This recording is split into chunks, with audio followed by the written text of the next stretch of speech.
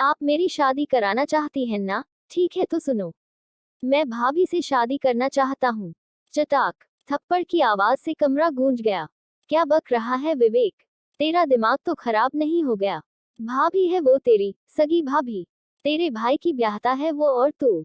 छी, शर्म आनी चाहिए तुझे। भाई की ब्याहता। विवेक ताली बजाता है। चलो शुक्र है कि माँ याद आ गया आपको, वो भाई की पत्नी है। और क्या कहा आपने? शर्म? हाँ माँ, शर्म आई थी मुझे। बहुत शर्म आई जब भाभी को विधवा कहकर रमा काकी ने ताना मारा। बहुत शर्म आई जब शगुन के कामों में उन्हें विधवा कह सब दूर कर देते हैं। और उससे भी ज्यादा शर्म तब आती है जब मेरी माँ ही भाभी के साथ ऐसा बर्ताव करती है जैसे उनका पति नहीं मरा, कोई पाप हो गया है उनसे। विवेक, माँ ने चिल्लाया। चिल्लाओ मत माँ, आपके चिल्लाने से मेरा इरादा नहीं बदलेगा। मगर विवेक, हमारे समाज में विधवा के लिए कुछ नियम, कुछ कायदे होते हैं और हमें उनको मानना चाहिए। विधवा शगुन के काम नहीं करती, अपशगुन होता है। पिता ने कहा। पापा, जब भाभी इस घर की बहू बनकर आई थी तो आपने उनके सिर पर हाथ रख के कहा था, बहू नहीं बेटी घर लाया हूँ। बेटी की तरह नाजों से रख रहे थे उनको और भाई के जाते ही आज वही बेटी इतनी अपशगुनी हो गई। आप लोगों की सोच से मुझे घिन आ रही है। कुछ देर की खामोशी के बाद विवेक ने कहा, मेरा इरादा पक्का है पापा।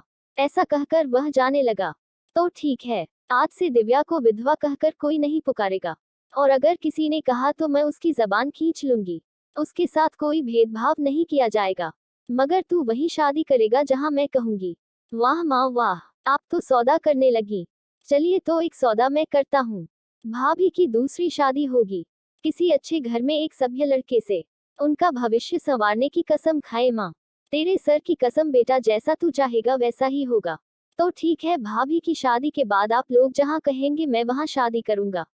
एक कोने में खड़ी दिव्या सिसकियां लेकर रो रही थी। विवेक कुछ कहता उसके पहले अपने कमरे में चली गई और अंदर से कमरा बंद कर लिया। विवेक दिव्या से बहुत कुछ कहना चाहता था मगर वो भी चुपचाप अपने कमरे में चला गया। माँ पापा वहीं बैठे थे। रमेश, आपने देखा ना विवेक किस तरह बात कर रहा था? उसने इस तरह मुझसे कभी बात नहीं की। और भाभी से शादी? नहीं मधु, जिसे उसने नजर उठाकर ठीक से कभी देखा नहीं, वो दिव्या से शादी करना तो दूर, इसका ख्याल भी नहीं लाएगा। बच्चे बड़े हो गए हैं मधु। विवेक सही कह रहा है, जिसे बेटी बनाकर लाए थे उसका कितना तिरस्कार किया हमने। और वो पढ़ी लिखी आज के जमाने की लड़की सब सह गई। गलती हमारी ही है मधु। आप सही कह रहे हैं।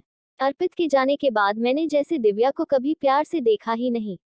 पहले ये घर दिव्या की हंसी से गूंज उठता था।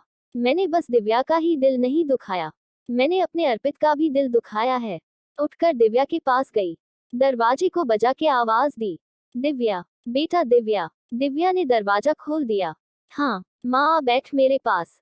बेटा मुझे माफ कर दे, मुझसे गलती हो गई। मैंने रीति रिवाज के नाम पर तेरा बहुत दिल दुखाया है। पीछे से पापा भी आ गए, मधु के साथ साथ। बेटा मुझे भी माफ कर दो, मैंने भी कोई कसर नहीं छोड़ी। बहुत बुरा बर्ताव किया तुम्हारे साथ। मैं हाथ जोड़कर, नहीं पापा, मैं आप दोनों से बिल्कुल भी नाराज नहीं हूँ। मुझे कोई शिकायत नहीं है। दिव्या ने बीच में ही रोककर कहा, माँ अगर मैं कुछ मांगू तो दोगी मुझे? हाँ बेटा, आज इतने वक्त के बाद तो तू कुछ मांग रही है। मैं जरूर दूंगी। मांग बेटा। माँ मैं शादी नहीं करना चाहती। अब मुझसे ये दोबारा नहीं होगा। मैं आज भी सिर्फ अर्पित से प्यार करती हूँ। मैं अर्पित को नहीं भूल पाऊंगी माँ। मैं इसी घर में आपकी बेटी बन के रहना चाहती हूँ। रोने लगती है। मगर बेटा तेरी उम्र ही क्या है? और हम लोग कब तक तेरा सहारा बने रहेंगे? एक दिन तो हमें भी जाना है। नहीं पापा, हम सब साथ में रहेंगे। आप दोनों को मैं कहीं नहीं जाने दूंगी। कृपा कर मेरी शादी का विचार मन से निकाल दीजिए। ठीक है बेटा, जैसा तुम चाहो। अब तुम आराम करो। आंखें पोंछ ऐसा कहकर वो दोनों चले गए। तब तक विवेक की आवाज आई, भाभी मैं अंदर आ सकता हूँ? दिव्या ने कुछ नहीं कहा। विवेक दिव्या के पैरों की तरफ नीचे सिर झुकाए बैठ गया। भाभी मुझे माफ कर दो, मैंने आज आपका बहुत दिल दुखाया है। मगर मैं क्या करता, कोई रास्ता ही समझ नहीं आया मुझे। पहले आप कितना खुश रहती थी, मगर भैया के जाते ही आपके साथ हो रहा दुर्व्यवहार दिनों दिन बढ़ता जा रहा था और आप चुपचाप सब कुछ सहन कर रही थी। विवेक की बातें सुन दिव्या खामोश थी। मैंने आपको हमेशा माँ की नजर से देखा है और आप ये जानती हैं। मेरी माँ के साथ अन्याय हो ये कैसे हो सकता है? और फिर अर्पित भैया को भी तो ऊपर जाकर मुंह दिखाना है। इतनी बड़ी बातें छोटे और तुम उन्हें मुंह मत दिखाना। दिव्या ने कहा। क्यों? विवेक चौंक कर बोला। अरे अपना बंदर जैसा मुंह दिखा दिया अर्पित को, तो वो डर नहीं जाएंगे। दिव्या ने मुस्कुराकर कहा। हाँ हाँ हाँ, विवेक भैया मुझे बचपन में बंदर बोलते थे, ये आपको कैसे पता? हंसने लगता है और दोनों रोते हुए ही हंसने लगे। और दिव्या की हंसी से घर एक बार फिर गूंजने लगा। आपको ये कहानी कैसी लगी नीचे कमेंट करके हमें जरूर बताइएगा। अगर आपको ये कहानी पसंद आई हो तो लाइक करें, अपने दोस्तों के साथ जरूर शेयर करें और ऐसी ही प्यारी कहानियां सुनने के लिए हमारे चांदनी रागिनी यूट्यूब चैनल से जुड़े। धन्यवाद दोस्तों।